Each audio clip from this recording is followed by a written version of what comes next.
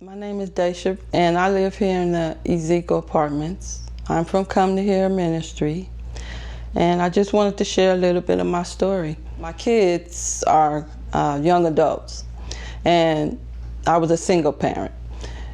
I had 3 kids, 2 boys and a girl, but they're young adults. So, and I came through the ministry through just hardship.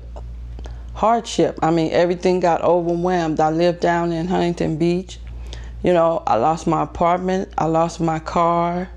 You know, I was on my job 10 years.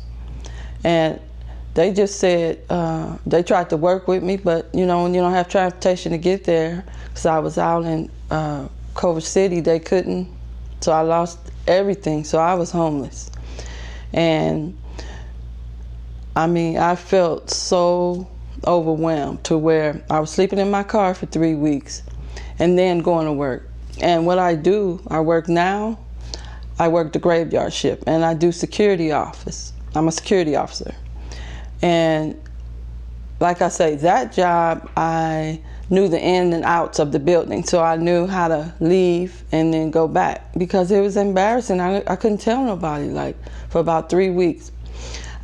When I got paid, I tried to go to a motel, you know, then that was expensive. My mom was here, my daughter was here, and, you know, my boys were a little older, so they were kind of like with friends.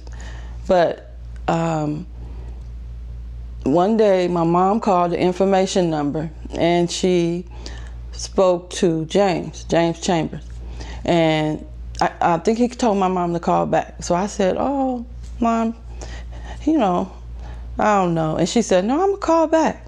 And she called back, and James picked us up. And I mean, I just felt so grateful because it took a complete stranger to take us in. And I know, I be thinking, like, I know the type of questions you might feel. It's like, how can you get yourself, you know, in that type of predicament? How could you?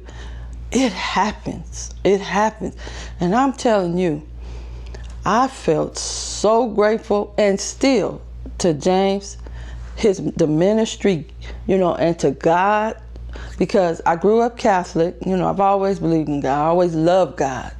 But this ministry helped me to believe, you know, and to keep going and just let God work for you. You know, you can't just be out there alone without having, you know, faith. You have to have it. And I learned that here more, you know.